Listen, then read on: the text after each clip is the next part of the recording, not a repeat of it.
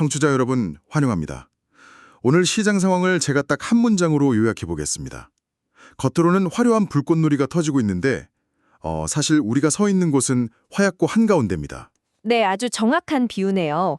지표라는 그 화려한 포장지하고 그 안에 썩어가는 펀더멘털이 극도로 대비되는 진짜 기형적인 장세거든요. 맞아요. 그래서 2026년 5월 21일 오늘의 심층 분석 미션은 명확합니다.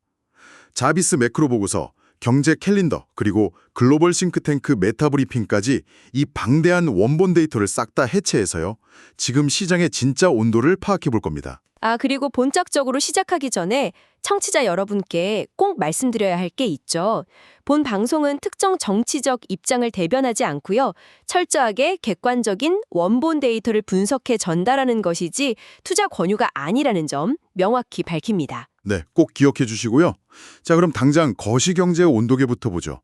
현재 자비스가 판독한 글로벌 거시 VAS 단계가 전범 긴축, 그중에서도 인플레이션 제2국면 정점에 서 있습니다. 그런데 온도계가 약간 이상해요. 어떤 부분이 가장 이상하다고 느끼셨나요? 그러니까 공포를 나타내는 VIH 지수는 평온하단 말이죠. 그런데 원달러 환율은 왜 막 1,504.7원까지 치솟으면서 심리적 마지노선을 뚫어버린 건지 이게 이해가 안 갑니다.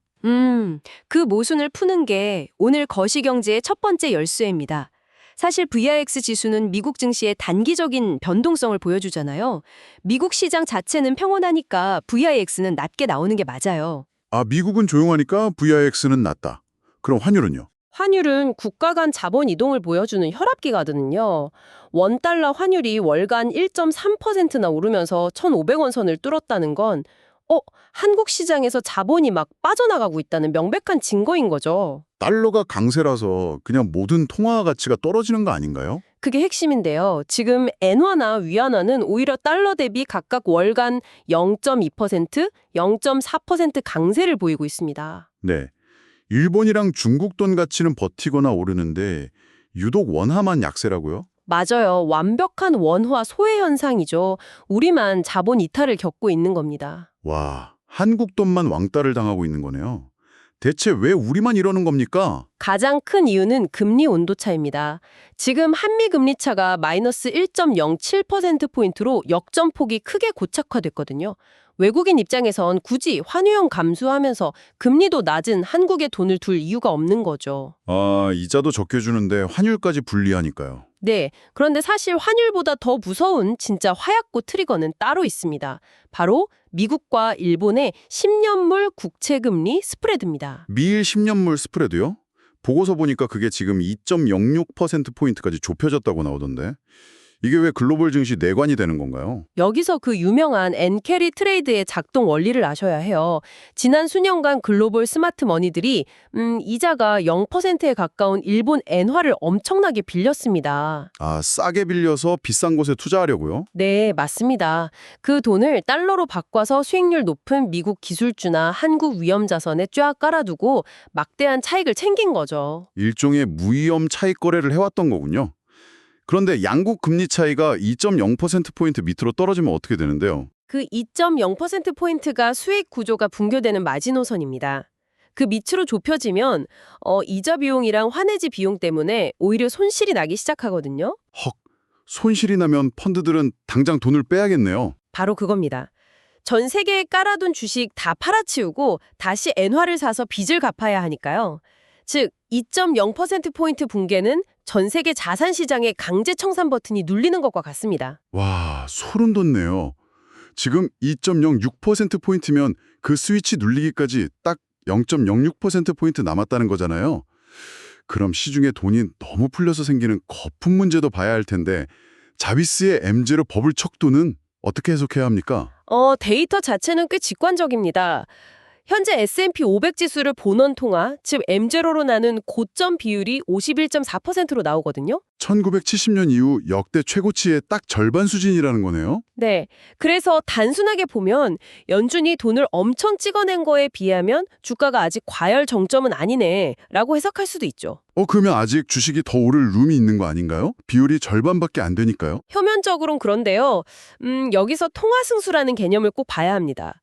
지금 미국의 통화 승수가 장기 평균의 58% 수준인 딱 4.2배에 불과해요. 통화 승수라면 연준이 돈을 풀었을 때 은행이 그걸 대출로 얼마나 굴리느냐 하는 그거 맞죠? 네, 맞아요. 연준이 아무리 창고에 돈을 쏟아 부어도 은행들이 불안하니까 꽉 쥐고 대출을 안 해주는 겁니다. 실물 경기로 돈이 안 흐르는 돈의 가둠 현상인 거죠. 심장은 피를 막 뿜어내는데 동맥경화가 와서 손발끝은 차가운 거네요. 그럼 이제 우리 한국 증시로 한번 넘어가 볼까요? 네, 이 부분이 오늘 분석의 진짜 핵심입니다. 코스피가 월간 무려 21.8%나 폭등했어요. 같은 기간에 미국 S&P 500이 4.1% 올랐는데 진짜 엄청난 랠리 아닙니까? 자비스 종목 평균 Z스코어도 한국은 플러스 0.40으로 과열이고 미국은 마이너스 0.39로 압축 상승 중이고요.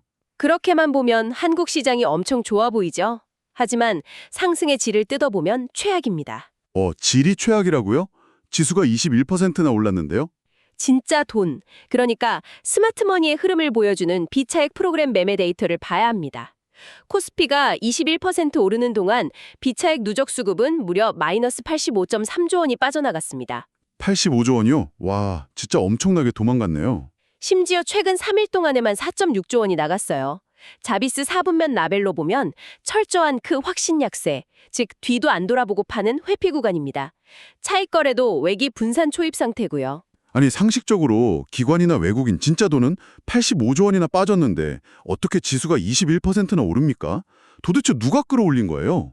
오늘 오프닝에서 말씀하신 화약고 데이터, 그게 정답입니다. 1년 범위 기준 원본 데이터로 봤을 때 한국 증시의 신용잔고 수위가 98%입니다. 98%요? 한도 끝까지 빚을 냈다는 소리잖아요. 맞아요. 이걸 FNG 점수로 보면 88.8점, 자비스 라벨로는 기어 4단, 즉 극도로 위험한 과열 상태입니다. 고객의 탁금 수위도 92.4%로 높던데 그럼 이것도 대기자금이 아니라 빚내서 꽂아둔 돈이라는 건가요? 바로 그겁니다. 최근 삼성전자 비투만 4조 원을 돌파했다는 뉴스 센티멘트까지 결합해보세요. 지금 코스피 폭등은 기업 실적이나 외국인 자본이 만든 게 아니에요. 와, 오로지 개인들의 레버리지, 그러니까 빚으로만 아슬아슬하게 쌓아올린 젠가탑이군요. 네, 밑동에 있던 85조 원짜리 튼튼한 외국인 블록은 다 빠졌는데 꼭대기에만 빚으로 만든 무거운 블록이 잔뜩 쌓여 있는 겁니다. 누군가 툭 치기만 해도 반대 매매 연쇄 붕괴가 일어날 텐데 그럼 그 젠가를 무너뜨릴 이벤트가 있는지가 중요하겠네요. 경제 지표 캘린더는 어떻습니까? 데이터를 보면 정말 기괴합니다. 지구 한쪽은 얼어붙고 있는데 다른 한쪽은 불타오르고 있거든요. 스태그플레이션 공포가 현실화되고 있습니다. 유로존 상황이 심각하다던데요. 네, 유로존 복합 PMI가 47.5로 어닝 쇼크가 났고요. 프랑스 서비스업 PMI는 42.9로 급격히 위축됐습니다. 호주도 서비스업 47.7에 실업률이 4.5%로 올랐어요. 경기가 다 죽어가네요? 그런데 한국은 물가가 문제라면서요? 네, 이게 정말 무서운 부분인데 한국의 4월 생산자물가 지수, 즉 PPI가 전월 대비 무려 2.5%나 급증했습니다. 이게 1998년 외환위기 이후 최대 상승폭이에요. 네. 2.5% 상승이 1998년 이후 최대치라고요? 경기는 나쁜데 물건 만드는 비용만 폭등하는 전형적인 비용 인상형 인플레이션이네요. 맞습니다. 환율 급등에 원자재 가격 오르니 기업들은 미칠 노릇이죠. 그런데 이 상황에서 미국 혼자만 예외주의를 뽐내고 있습니다. 아, 미국은 지표가 또 엄청 잘 나왔나요? 미국 필라델피아 연준 신규 수주 지수가 무려 33.0을 기록했습니다. 역대급 슈퍼 사이클이에요. 33.0이요. 와, 유럽이나 한국은 죽을 맛인데 미국만 공장이 펄펄 돌아가네요. 이러면 연준이 금리를 안 내리겠네요. 안 내리는 정도가 아닙니다. 4월 FOMC 의사록 보면 내부 투표가 8대4로 갈렸어요. 34년 만에 최대 내부 분열인데 추가 금리 인상 가능성까지 시사하고 나왔습니다. 올릴 수도 있다고요. 그럼 애셜론 뉴스 센티먼트 같은 싱크탱크 컨센서스는 이 상황을 어떻게 보고 있습니까? 애셜론 뉴스 센티먼트 수치는 50.3으로 중립인데 내부를 뜯어보면 양극화가 극심합니다. 한쪽에선 트럼프, 이란 평화협상으로 유가가 폭락하길 기대하고 있고요. 다른 한쪽에선요?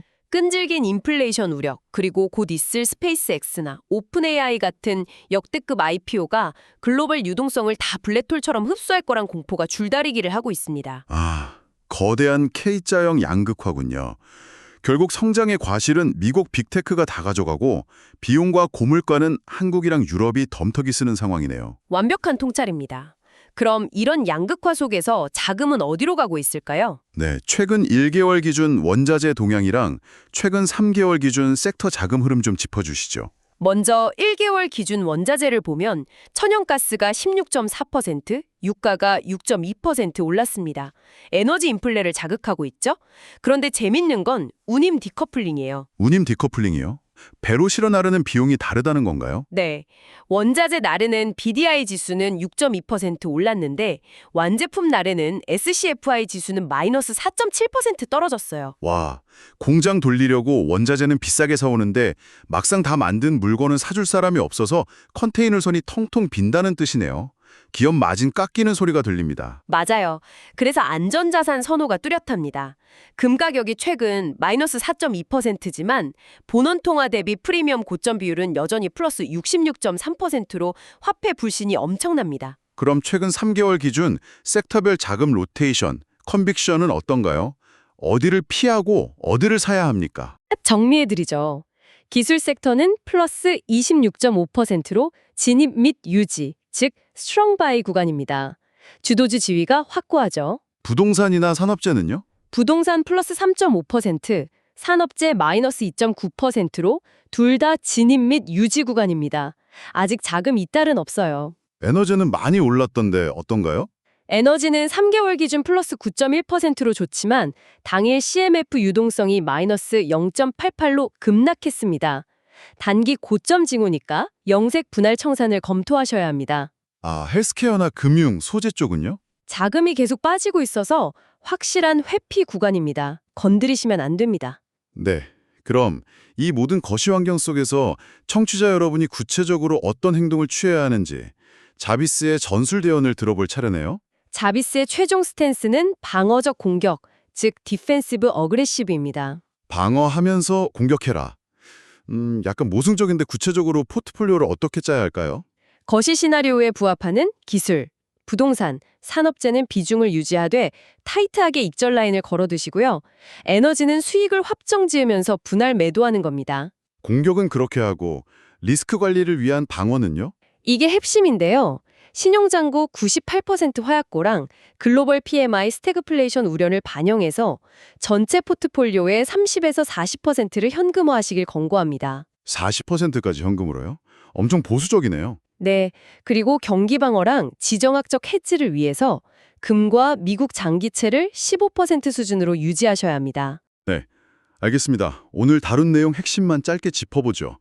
KOSP 21% 폭등은 스마트머니가 떠난 자리를 98% 개인 빚으로 채운 기형적인 상승이라는 점, 글로벌은 스태그플레이션인데 미국만 호황이라는 점, 그리고 엔캐리 청산 방아쇠인 2.0%포인트 스프레드가 턱 밑까지 왔다는 점입니다. 네, 그래서 마무리하면서 청취자 여러분께 조금 도발적인 질문을 하나 던지고 싶습니다. 네, 어떤 질문이죠?